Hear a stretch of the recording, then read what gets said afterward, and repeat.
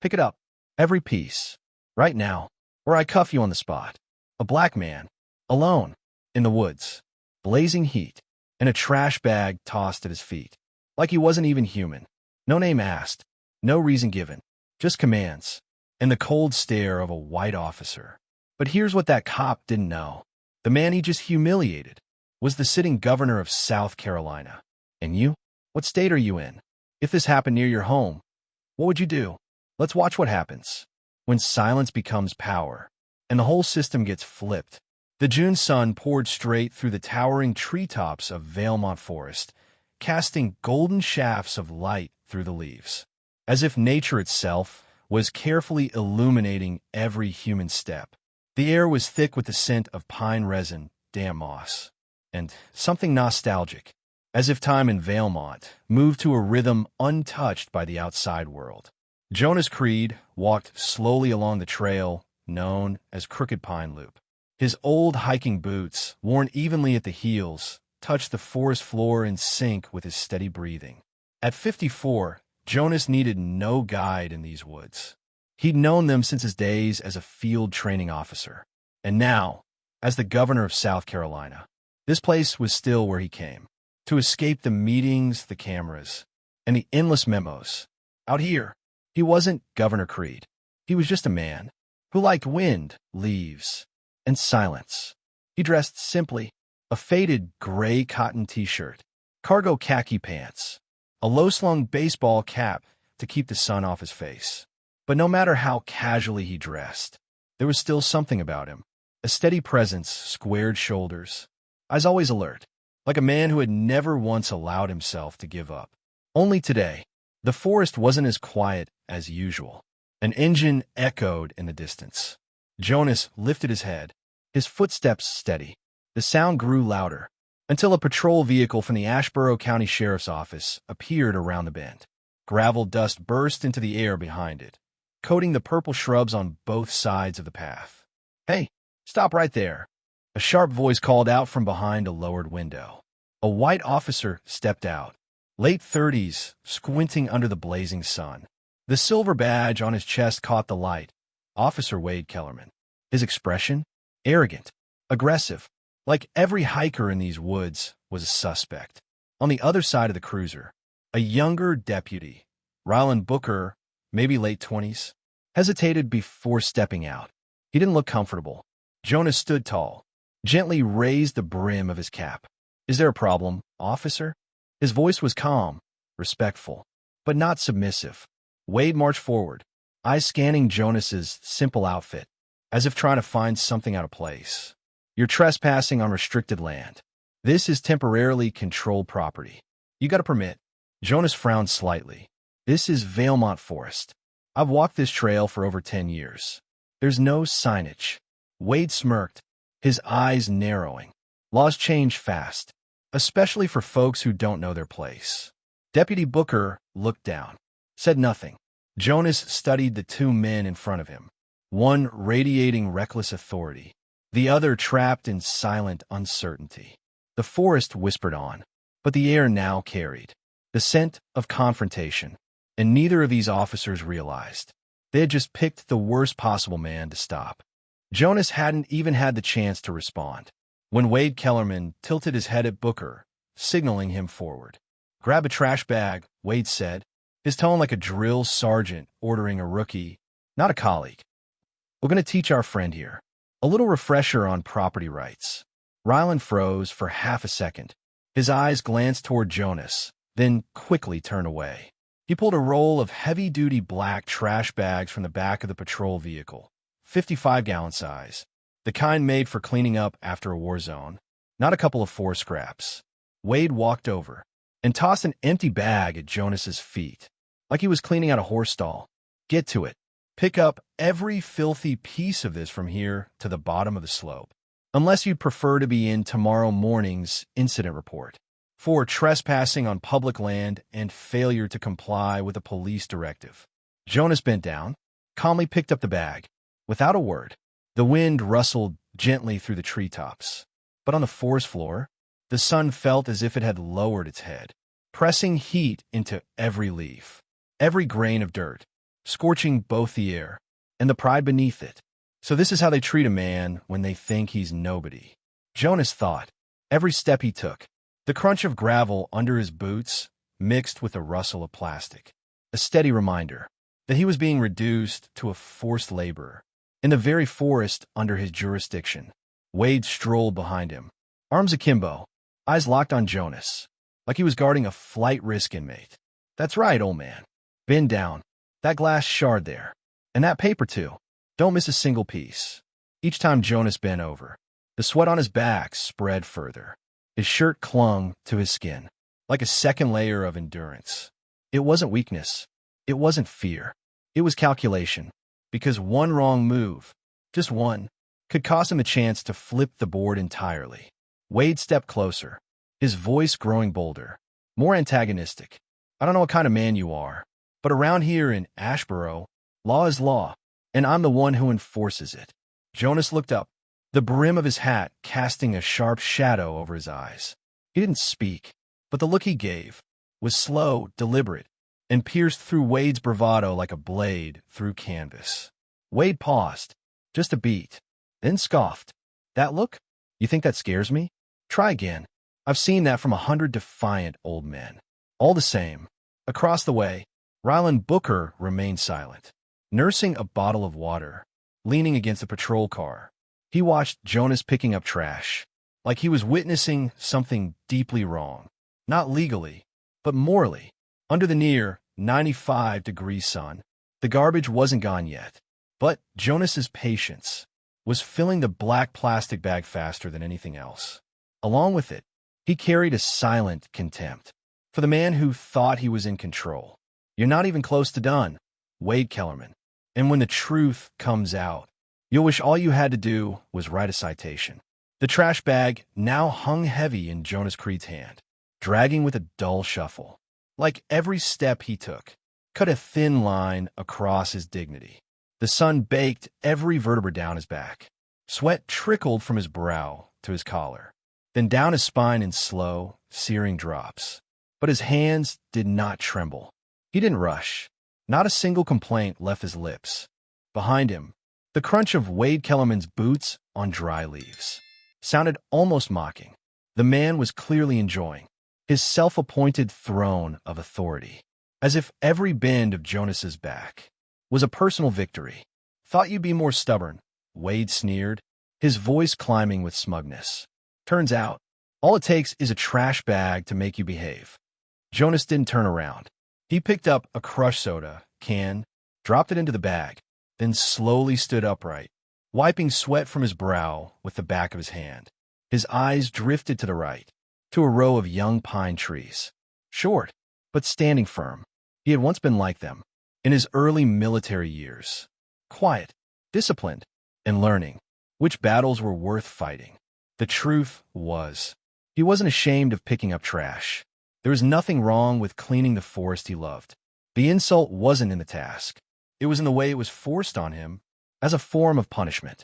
This wasn't law enforcement. It was theater, and Jonas Creed had never been a willing audience for a cheap performance. From the far end, Deputy Ryland Booker still leaned loosely against the vehicle. But now his gaze had lifted from the dirt. He was no longer just uneasy. He looked confused, even doubtful, about the partner who was directing this little lesson. Well, how about this?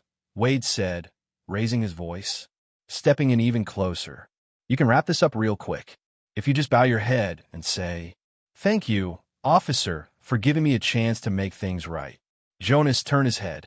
For the first time since he'd been ordered to clean, there was no anger in his eyes, no pleading, just a calm so still. It made people nervous, because they couldn't tell what lay behind it. You really want to hear me say that? He asked, his voice deep and solid, like old oak struck by wind. Wade froze for a beat. Well, I mean, if you know what's good for you. Because I can say it, Jonas said, cutting him off, his eyes locked and unblinking. But the real question is, are you prepared for what you'll have to answer for? Once I do, silence fell. The only sound was the chorus of cicadas above, screeching like war drums before a battle breaks out.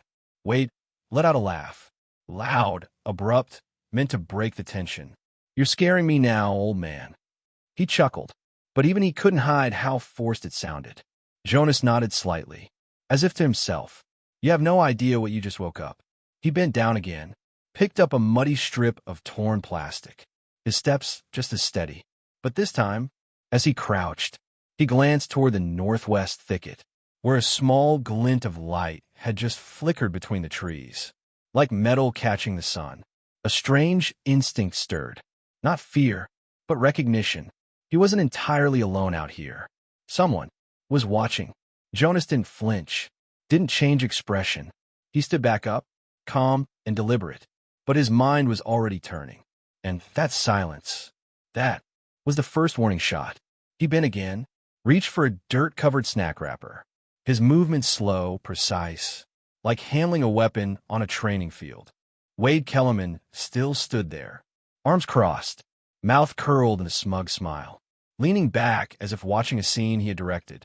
Ryland Booker hadn't moved from the patrol car, but his eyes were no longer on his drink. They were locked on Jonas now. Then, from behind the tall pines, where the breeze made the branches clap lightly, like someone softly applauding, a voice rang out, clear, firm, but unhurried. "Well now, I don't recall any patrol plan.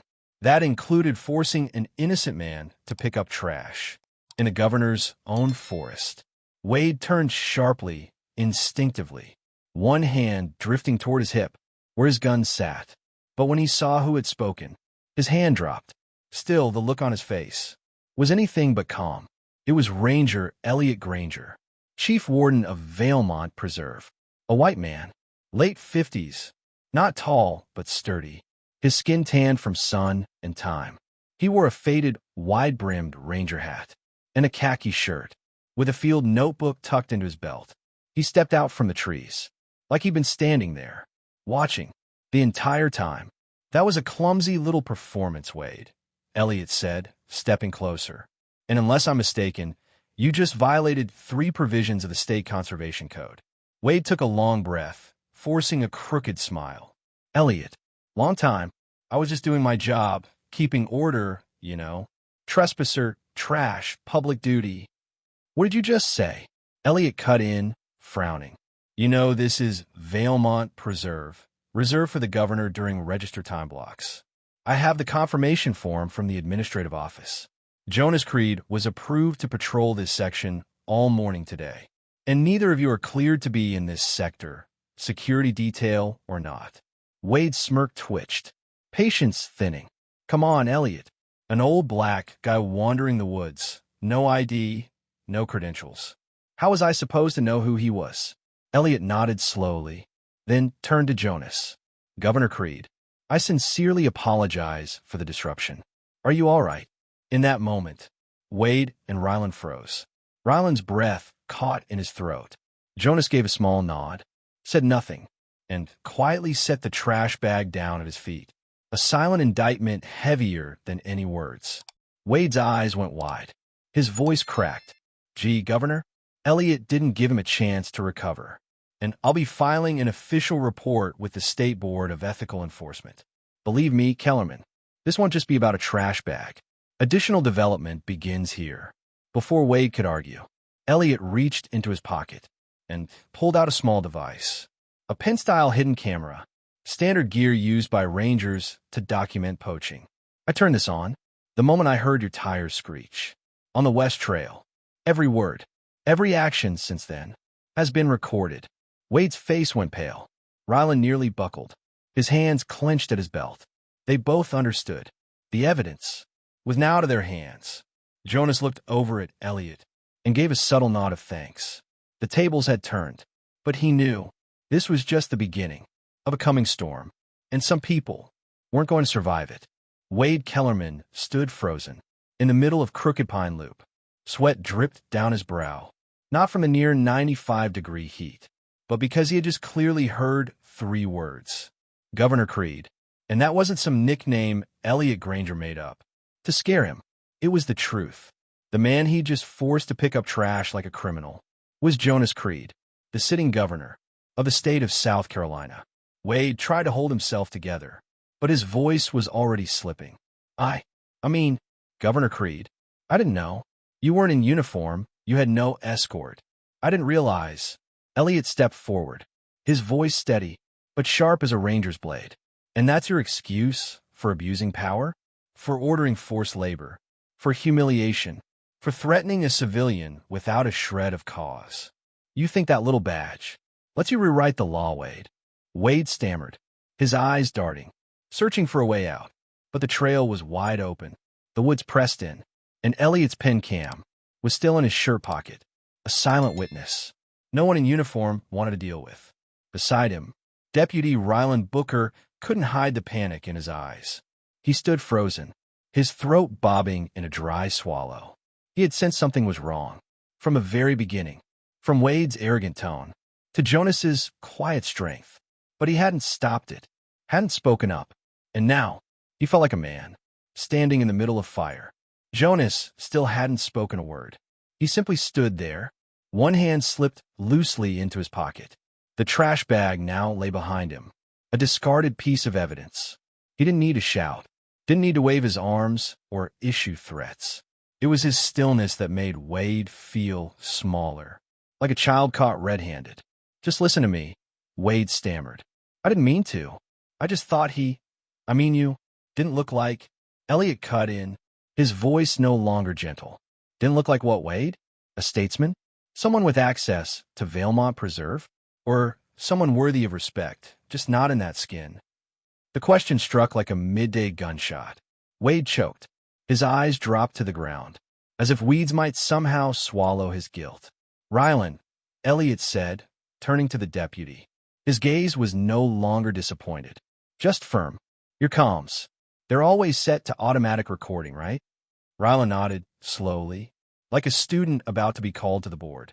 Then I strongly advise you hand over that full audio log to the State Board of Ethical Enforcement within 24 hours.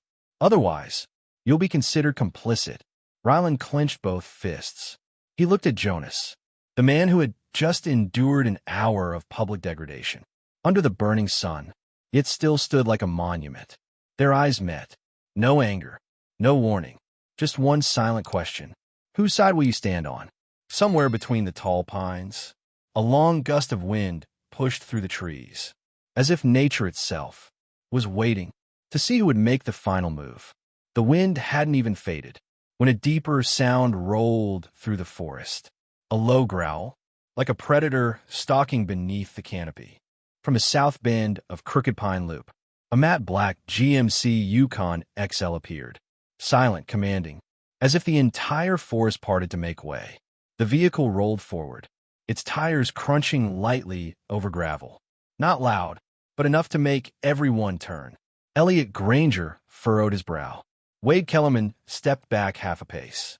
Ryland Booker just stared, like a scene out of some late-night political drama, suddenly unfolding in real life. The SUV came to a stop, less than 10 feet from Jonas Creed. The driver's side door opened. Out stepped a man in a dark suit. White dress, shirt crisply ironed. Not a single wrinkle. On his wrist, a special-issue government watch, worn only by top-level security staff. Then the opposite door opened. Talia Redden, communications chief from the governor's office, stepped out with a brown folder in hand. Her eyes swept the area like radar. She gave Jonas a respectful nod, then turned to Elliot. Mr. Granger, we received an emergency signal from the governor's embedded beacon. Command authorized approach via the alternate route. Jonas nodded. Perfect timing. Marshal Devane, who hadn't said a word since stepping out of the SUV, tilted his head slightly, as if finishing a local satellite check, or verifying the area's safety perimeter.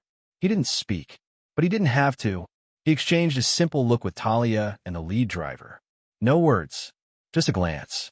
It was all it took to trigger the full-scale internal response protocol. They prepped for moments like this. Throughout the encounter, Marshall never said a word, but anyone watching closely could tell. He was the metronome of every movement, from comm surveillance to perimeter security to initiating the investigation under Jonas Creed's command. He was the quiet constant, ensuring that nothing could be erased. and no officer could escape consequence. Jonas knew, with Marshall here, the clock had already started ticking, and the fallout was inevitable. The last man stepped forward, removed his sunglasses, and spoke in a firm, decisive voice. Governor Creed, Phase 2 has been initiated per your directive. The legal team is locking down footage from the Ashboro Police Department. Access to Officer Kellerman's personnel file has begun. The air froze. Wade's eyes went wide. His voice cracked. Wait, you're the governor? For real. Jonas turned. Not rushed, not proud, but the way he moved made the distance between them feel like miles. He stopped just one arm's length away, looking Wade directly in the eye. And in that gaze, there was no anger, only disappointment and finality. You know your mistake wasn't failing to recognize who I am, Jonas said, his voice smooth and steady, like a whetstone sharpening truth. The real mistake was believing that someone who looks like me couldn't possibly be anyone. Wade said nothing, his legs locked in place, hands trembling. As for Rylan, he nearly collapsed against the patrol car, his face pale, reduced to breath alone. Talia Redden turned to Elliot. Your pen cam just transmitted. Good. We'll need a full copy. Elliot nodded. No words necessary. Jonas looked up through the canopy, where the sun, just moments ago scorching, now seemed to ease its glare, as if the forest itself understood. The scene had shifted, and the main character was finally standing where he belonged. Jonas Creed stood just feet from Officer Wade Kellerman. No guards, no sirens, no cuffs. But in that moment, Wade knew every ounce of power he had once imagined was gone. Remember this, Jonas said.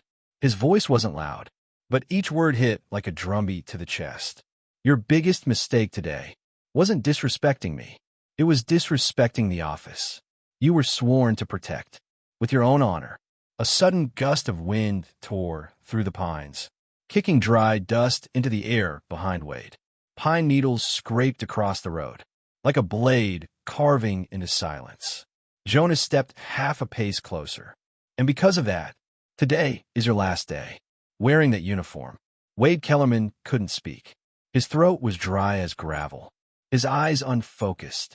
In his mind, images spun, the neatly pressed uniform, his father's proud look, a retired officer, the plaque that once read model officer, now nothing more than shredded paper, beneath the voice of the man he had once dismissed. Right then, from the black SUV at the forest's edge, a notification tone sounded from the connected tablet. Talia Redden strode quickly to it, the screen now displaying a document, with bold, unmistakable text.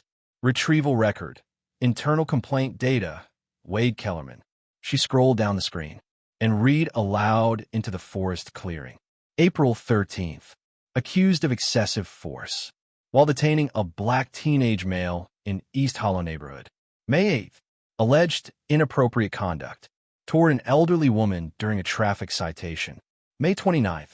Refused to cooperate with an internal investigation. Talia looked up, her voice cold as steel. Do you think Governor Creed is the first, or the only, person who will speak out? Officer Kellerman.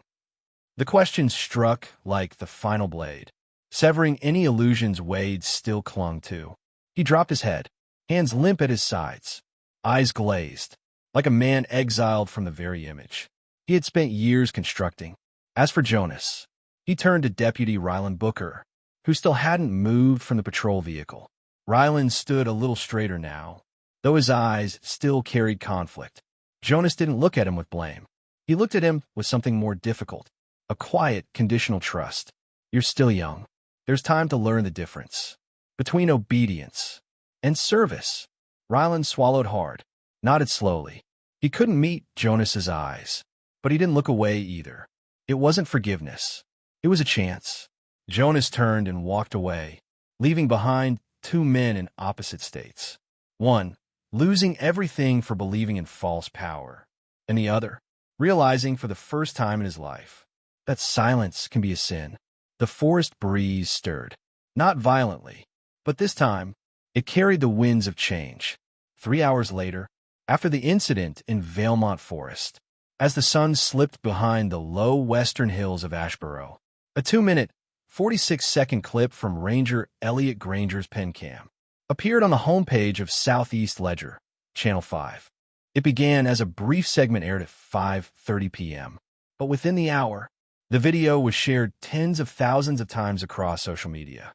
The black trash bag, Wade Kellerman's mocking voice, Jonas Creed standing calm beneath the scorching sun.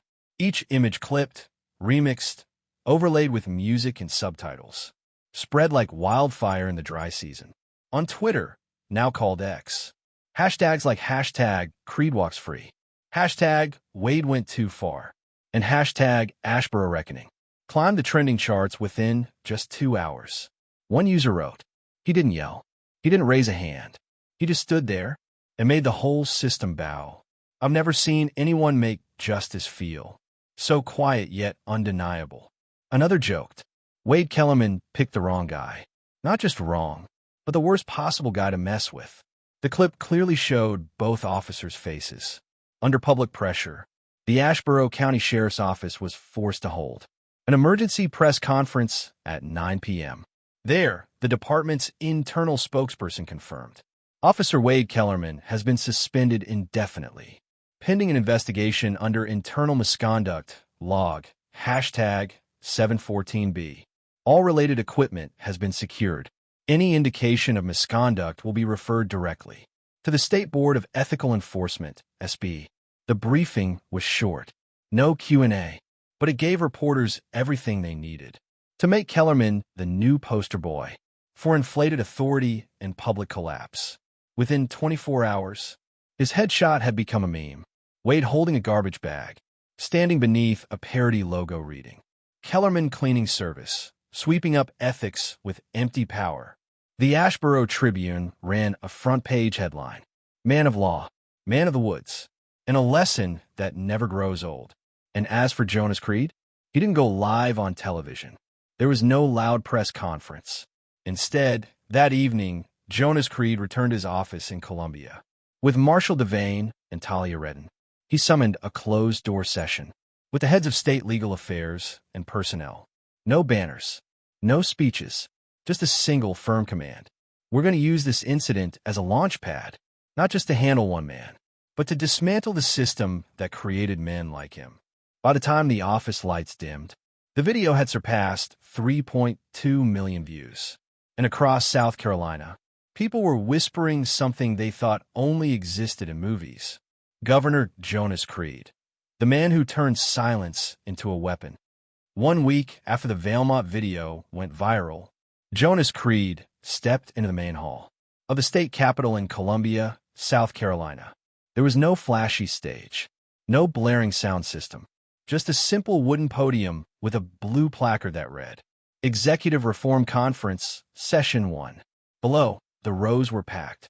Representatives from local police departments, state HR directors, members of the State Board of Ethical Enforcement, SB, and over 40 journalists who had registered just 24 hours prior." Jonas stood tall, no script in hand, eyes fixed on the front row, where Ashboro County Sheriff's Office representatives sat in silence. "This story wasn't the first," he began, his voice steady, slow like the beat of a distant war drum. "And if we stop at just punishing one man, another Wade Kellerman will appear, then another, and another after that." He paused, then continued, "That's why the Guardian Ethics Framework begins today. A statewide overhaul. 3 pillars. Comprehensive retraining, routine psychological evaluation, and mandatory ethics pledges for every officer currently in service." A few murmurs rippled through the back. Jonas nodded, unshaken. "Yes, we will require every officer, regardless of rank, to undergo an annual certification, not just for skills, but for character." Talia Redden stood in the corner of the hall, exchanging quick notes with Marshall Devane. The two had spent nearly 72 hours finalizing the implementation roadmap. Jonas wasn't just talking. He never let a fall make noise for its own sake. He turned it into leverage. When the announcement ended, news networks called it a rare crossroads between policy and principle. And in Ashboro, a town once afraid to speak, Residents began sending handwritten letters to the governor's office, thanking him, not just for winning the fight, but for opening a new path. Because, as Jonas Creed once said in that internal meeting, justice doesn't come from fear. It comes from someone willing to stand up, even when they're being forced to bow. A month after the Capitol Conference, Jonas Creed returned to Valemont Forest, not for duty, but to walk as he once did. The old trail along Crooked Pine Loop, Route 119, still crunched quietly beneath his boots. There were no eyes following him with contempt. No trash bags, just trees, soft sun, and the gentle chatter of baby birds echoing through the leaves. He stopped beneath an old pine tree, the same spot where Wade Kellerman had once stood tall, like a man giving orders. Now that very place had become a marker for a turning point in the entire state. People once asked Jonas, "Why didn't you shout? Why didn't you flash your badge right then and there?" He answered simply, "Because I knew the right silence can make the whole world stop and listen." The story of Jonas Creed was never a loud anthem. It was a quiet proof of his seldom mentioned strength, patience.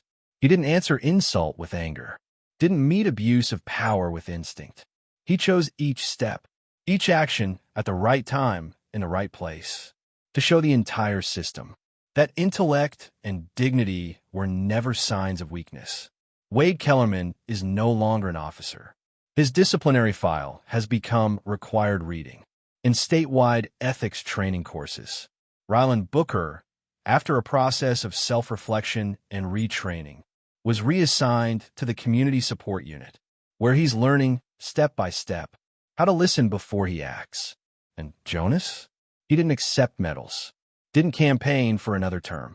He wanted only one thing: a law enforcement system that serves, not controls. That day, beneath the Valemont canopy, he took off his old military watch, set it gently on a flat stone, and whispered, "Not to forget, but to remind myself I got through the right way." Just then, a voice echoed from the trail a few dozen paces away. Young, slightly hesitant, but full of curiosity. "Excuse me, are you Mr. Jonas Creed?" Jonas turned.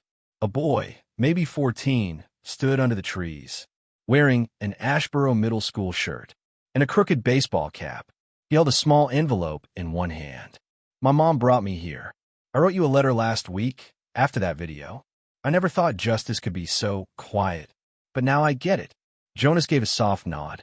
He walked over, said nothing, took the envelope from the boy's hand, patted him gently on the shoulder, and smiled.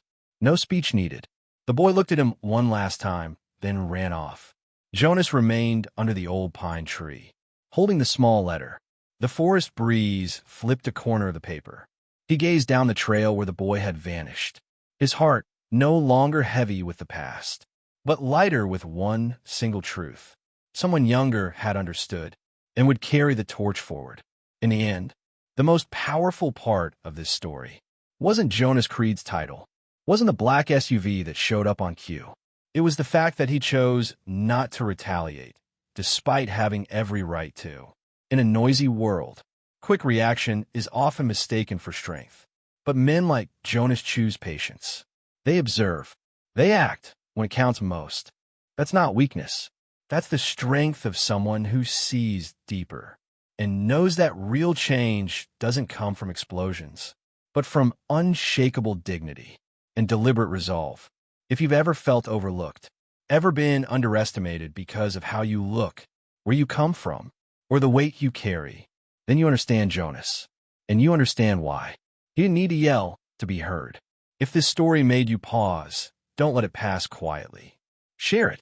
Share it as a message for anyone standing on the edge between endurance and surrender. And if you believe stories like this can truly inspire change, join us at Mr. 7 Stories on this journey. We don't just tell stories. We tell them because you're here, and you deserve to be heard. See you next time in a story where silence speaks louder than anything else.